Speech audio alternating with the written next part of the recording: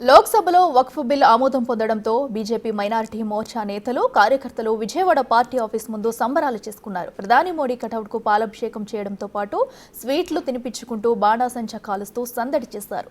జై మోడీ నినాదాలతో హోరెత్తించారు. ఈ బిల్లుతో పేద ముస్లింలకు న్యాయం జరుగుతుందని బీజేపీ నేతలు అన్నారు.